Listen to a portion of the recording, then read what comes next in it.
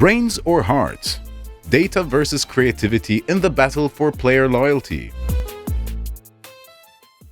So good afternoon, everyone, and welcome to Stage 2, People, Partners, and Performance. My name is Alexey Chepkov, and I'm a CEO of SOFTSWISS, and it's a pleasure to host this discussion on a topic that I hope defines the future of our industry. Brains or heart, data or creativity. So what is the final battle for the player's loyalty? We all know that data drives the iGaming industry, and we have tons of this data and information, from acquisition funnels to player retention models. But behind every number, there is a human story. And today, I hope, with the help of our teammates, we will unwrap and explore these two worlds. And these two worlds may collide. And that's why I'm pleased to introduce this incredible panel and the leaders of the industry who will bring both brains and heart to this discussion. Please welcome Oliver. A few words about yourself here, will you please? Thank you very much. My name is Oliver De Bono. I am the CEO, was CEO, founder of Quantum Gaming. We are ultimately a platform, quite a new platform within the industry. We operate around 10 brands. I've been working in this industry for about 20 years now. And I actually really love this subject. I'm very happy to be part of this panel today because I definitely find it something quite interesting. And what actually retains players is always let's call it a difference of opinion. But I'm looking forward to having this chat. Okay, Herbert. Hey, first of all, thank you for this opportunity. My name is Herbert. I'm from Brazil. Now I'm working on the launching of a new player in Brazil that's known here in Europe. It's KBET. It was one of the sponsors of the Premier League. And I have more than 3 years of experience in Latam markets. I have been working with Mexico, Colombia so far, Brazil a lot. And yes, I hope that I can bring a different point of view on this subject, because I know that Latin people or Latin players used to be much more emotional than the others. So I believe that's another point of view for that. Yes, and welcome, Christopher. Hi, I'm from Wildz Group. We are operating around 7 casino brands, mostly in the Finnish country. And I actually come from a bit of a diverse background, having started from different industries. I then went into iGaming, from iGaming back into FinTech, and FinTech back into iGaming. So I find that in terms of data and creativity, there is quite a lot of similarities but differences. But the most important point, I think, which we'll also discuss, is it starts from a hypothesis. So rather than going straight into creativity or just data, it's an idea which then we expand on. Okay, thank you so much, guys. So in fact, again, the question is not what we try to count or what we try to measure, but how we use it. So can the data be creative enough? Can the creativity be, more data human? So that's why I'm starting with my first question to you all, guys. So when making a key product on your markets, on your business, how much do you really rely on the data? And how much you rely on your experience? So let's start with, Oliver. So look, data is a key point. Nobody's going to argue that data isn't vital. You need to identify your players' behavior, the value of those players. The key point to a casino brand, in my opinion, is to turn your 10-year-old players into 20-year-old players, your 50 into 100, and your 100 into 1,000. That's always the goal. How do I get more out of them? By giving them a good experience. The only thing that's going to tell you this is data. You take your LTV, you look at your drop-off points, you look at the behavior of repeated depositors, and you start to identify patterns. This is just the beginning. I think the real question is what data matters, right? Is it player behavior? Is it session data? Is it the games they play? It really depends on your brand, but ultimately, that's also your goal. So you can develop your brand around these key points, and I believe it's very important to identify what matters to you. Okay. Herbert, do you agree with it? Oh, yes, I agree. And sadly, we must just say that everybody tries to be data-driven. But one thing is, okay, you can look at your data, but what are you doing with this? How deeply are you going to this data? Because many people say, okay, yes, we have a really data-driven company. We look at the data all the time. We use it a lot for CRM and loyalty programs. But how deeply are you going to really meet your players, really meet your marketing and get differentiate from the others? You must to try something different all the time. And you must to be creative. This is the point where the creativity met the data. Because everybody wants to try to be data-driven, but they forgot the most important part, what you do with the data. Okay, Christopher, and what's your opinion? Christopher. Well, I'm struggling to hear anyone, right? But my opinion, well, it always starts if you where you're starting from, right? So if you're starting from looking at a startup approach, or you're coming from different experience with different backgrounds. When we're looking at new features, I think one thing I see a lot of companies struggling with is what I like to say is they grab a packet of ham and they're throwing ham at a glass wall and waiting to see what sticks, right? So that's where they're going more into the creativity part rather into the data part. So I think the most important part is there has to be some discipline when you're introducing data and also new features and new ideations. And while the data is going to guide us in terms of how we can do things better, you always need a starting point, which tends to be the idea. But the idea, while it has to be based on experience, you don't want to look the same as other competitors in the market. So you have to have the differentiator, and that comes from the gut feeling, generally from the different people in your company. And I think then it's also the culture that you end up building within the company, that you're giving what we like to say, the psychological safety, where people can experiment in a safe and fast environment.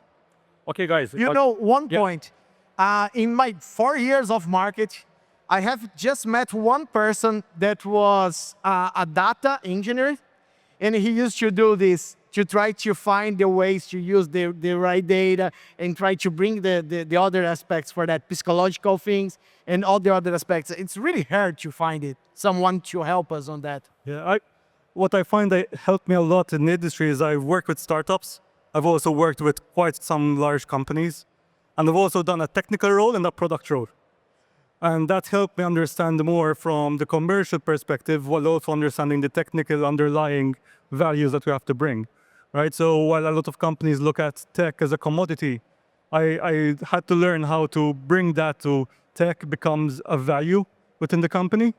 And that how you influence the rest of the business to work together. So it's not tech is, at the end of the day, tech is nothing without the business, right? Marketing is nothing without the tech.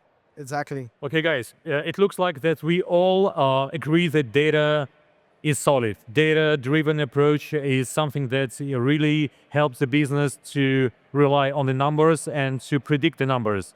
But what about the creativity? Because again, so we have hundreds of brands presented here, just right on Sigma, and how to make these boundaries between the two same brands that rely on the same data. Because again, the whole business is all about the traffic, the games or slots or something, the product you offer to the market, and what makes the difference. So how not to ruin this approach, data-driven approach, with your own creativity, and when does it start, in fact? I'd like to jump in on this one. So data is something you're going to use at a more mature level. Why? The initial stages of your brand, you're there to identify what you want your brand to be. But there are certain factors that are just a human element. You don't need data to know that some players like a Wild West theme and someone likes an ultra-modern Tron theme. It's simply preference. You then identify what you want your brand to become. So we've got about 10 brands on our platform, and I have affiliates and players alike say, oh, we want to go with the Western brand. We don't like the look of the ultra-modern brand. I don't need data for that. Once they're in the system, then we start identifying our users. What do we want our brand to be? Have we created a good funnel, a good stream for these players. So it's not really about, identifying the players in the acquisition sources right away. The same channels can work differently on two different brands. Even if the flow is identical, they may convert really differently purely based on the theme. That's creativity, as you mentioned before. So, from my opinion, data is relevant when you want to start building that player funnel, when you want to get more from your players, when you want to identify the loss point or the drop-off point, your churn point. This is where data is really key. We all use the word data, BI. BI it's been around forever. We've just created better technology around it today. If I have a store and I tell my customers, for whatever reason, I have delays to collect their payment, eventually they're not going to come to me. Data is just identifying that in a much larger bulk. If your players are delayed in their withdrawals or their payments, you're going to lose them. Creating these key components and addressing them faster is where data is key. That's good. Good. Yeah. Yes, I have just a little bit different thinking than you, because I believe that data can have many functionalities. It can help us even when we talk about marketing. It brings so many opportunities. But the biggest thing is, how are you able to lead with these opportunities? Can you find it? Because, for example, the data can help you to see when you have, for example, the big data. You can find, for example, the reports that we have, the reports that we have so far from SoftSWISS and many other sources help us to understand the market and understand the players. So for a new brand, for example, it can help you to build your own persona. You can find the ways that you want to go, which sports you can explore, and how can you explore that, what the players are looking for. You can see the past, and you can just use this to predict the future. But it must be in a creative way. It must be in the proper way, because people doesn't do that. As I said, people want just to have everything ready to use, and that's not how data works. Okay. So it can help us in many part of the marketing job, in marketing day by day, but you must know how to use it so far. Christopher? I think what I like to say is data is the compass and creativity is the explorer, right? So with data, while it helps us to optimize and make things better, we have to be very cautious. Because if you're going to look all the same, if you're going to keep recommending the same thing, that at some point people are going to get bored of what they're looking at. So while data is going to continue helping us to improve and make things better, we always have to go back to the creativity part. What can we do different? Where can we introduce different changes? I like to introduce changes gradually. So for example, if we're looking at a recommendation engine, we're presenting a lobby with a number of slot games. You tend to play a particular slot game. I'll actually start moving that a bit to the right and introducing a different slot game to the left where you usually click. That way, I'm introducing something different to the player, and also customizing that around it. What we also like to introduce is sentiment analysis. So by collecting different data across customer support, email trends, click rates, and so we can start understanding the sentiment of the player. Because again, going back to the topic of this panel, we're looking at maintaining and retaining the player and creating a story for the player. So to see that story, we have to look at the sentiment. By controlling the sentiment, we actually don't have to look at churn. Because we start looking at a negative sentiment, so decline there, we can actually start working towards improving how the player is reacting to our brand. So if our brand tonality, as we mentioned earlier, tonality defines our brand, right? What the colors, if the sentiment starts going down, we know that we have to start looking at improving the brand or potentially doing even going on a tangent to our current brand. Mm-hmm. Okay, Christopher, let's go the vice versa way. So we'll start with you from the next question. So in fact, I've heard a lot from you guys that, okay, again, yeah, the data is solid. The data is something that we should rely on. But again, to make these boundaries between different brands, different approaches, different companies, I don't know, or to present different type of games. So, and how do you actually create these environments where your stakeholders in your companies do not don't compete with each other. Because the question is, again, the data could be refined, it could be interpreted in different ways. So, and how do you actually make these brands and companies that help your stakeholders not to compete, but to work together to, to make some kind of added value to the data with the help of their creativity and inspirations? So I like building cultures where the very first motto I like to say is fail faster and then you succeed, right? So by failing fast, and you get to succeed faster because you create that psychological safety where because we fail doesn't mean that we can't try something different. Okay. And you fail because you're trying different things. And the most important thing, and that's how I then loop back into data when you're creating new things, is by making them small enough and fast enough for quick iterations. Okay.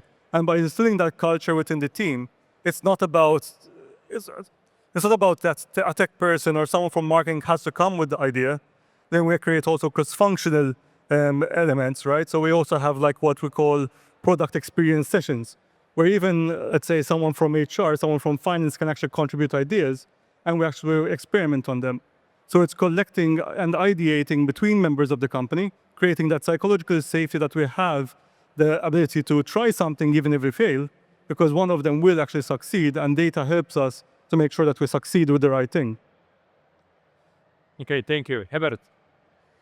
Yes, when I work with a huge team, and we must put this kind of culture, data-driven culture to the team, I believe that the first point is make data available. It must be easy to find, and you must make people understood that the data will help them on the day-by-day things, but data must be feed also. So they must bring things to the data and try to get other things from that. So once you try to put it in the culture aspect from the company, it must be done in the whole team.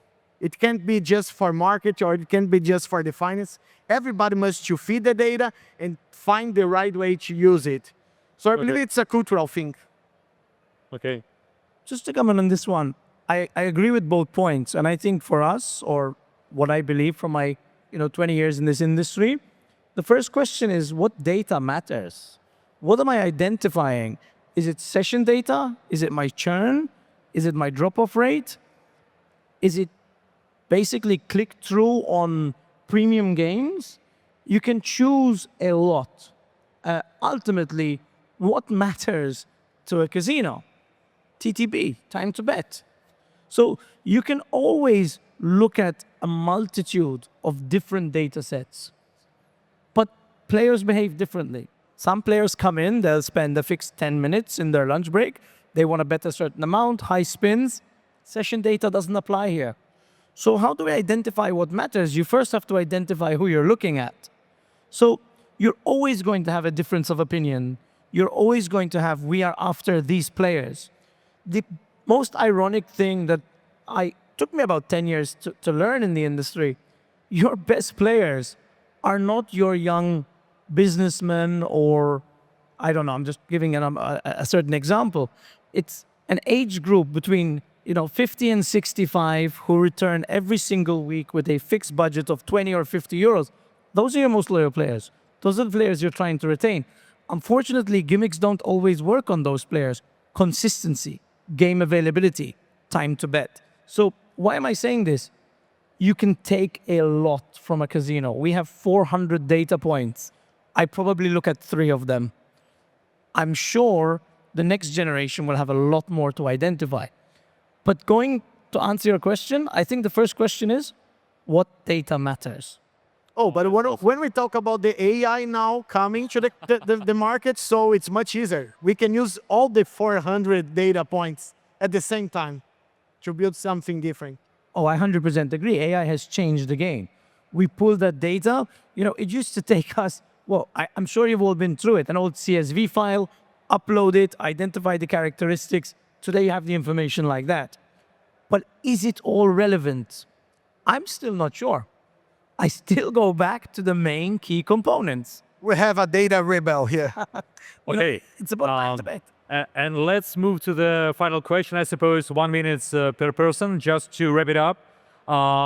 And can you share the, experience, your thoughts or insights, how not to overheat the data? Yes. So what Oliver we are speaking about, how to choose the perfect data set, what to focus on, and how not just to prevent churn of the players, but to enhance them journey through your brand or through your platform. So maybe Herbert can start, okay? Okay, yeah, absolutely. Yes, when we talk about or how we use the data, I must say that churn it's one of the top things that we use them for sure. But the most important, which data we look for the check the churn, and we must to understand that the churn begins like 3 months before the player left the company. So we must to look at the 3 months database, and we must look at the patterns. For example, deposits, is this player get engaged, time on screen time, and this kind of data. So I believe that for churn, it's absolutely a must-have. And other point that we used to use a lot of data is to know which delivery for each player. That's the most important thing. Awesome. And it prevents the churn also. Awesome. Oliver, so you started this discussion, so you opened the Pandora box. So yeah, as I said before, we're going back to the same question, right? What actually matters? And looking at player behavior, in my opinion, we're kind of doing a little bit of a full circle. So an interesting concept is we started with very simple casinos. I remember a time, I'm talking late 90s, early 2000s, where a casino was 1 or 2 game providers. There was no gamification, there was no bonus. Then we added bonuses, then we added loyalty systems, then we added gamification. And now we're going full circle into casinos that are simply just games and deposit. So we're repeating a cycle. I think creating an environment that is simple for the player and identifying those users is your first step. What matters? How many data points do I need? What's going to change my brand conversion? Every brand is different. I've seen amazing gamification brands out there, and I've seen the simplest, no frills, no deposit bonus casinos operating in some of the biggest tier 1 markets and doing really well. It's difficult to say what will work. I think key here, who are the players you want to target? Question 1, what does my geo look like? What is important in that geo? So yeah, my opinion goes back to the same idea. Create a brand identity, and then you'll know what data matters to you. Okay, Christopher, so wrapping up. So what are your thoughts? So actually, it's the same, very similar point. It's any data you have to do it with intention. So what's your intention? What you're trying to measure? It's based fully on what you're trying to achieve. If you're at most companies, of course, I look at the commercial value. So you start by looking at the commercial gains that you're actually gaining. You're looking at the top line and the bottom line and the NGR. But then what I like to say is data validates, intuition guides, and sentiment gives connection. So the most important data points that I'd like to look at is, again, the sentiment, looking at what we're creating and validating what we're creating based on the data, which then adds up to the commercial value. Okay, that's awesome. So in fact, I hope we got at least 2 takeaways from today. So the first, I suppose, that data tells us what happens, and the creativity and the insights and our approach helps us to understand why it matters for every person. And the second takeaway, so thank you for your panel discussion, is the takeaway of choosing the right data sets, choosing the right number of data and right metrics to understand, so where are we moving, and so why does this matter. So when we combine both, I suppose the experience of both players and the brand enriches and they connect each other. So thank you so much. Thank you all for being here, and thank you for my brilliant panelists for sharing your insights and thoughts. Let's continue blending the brains and the heart, and I suppose that will bring the industry toward the new horizons. Thank you.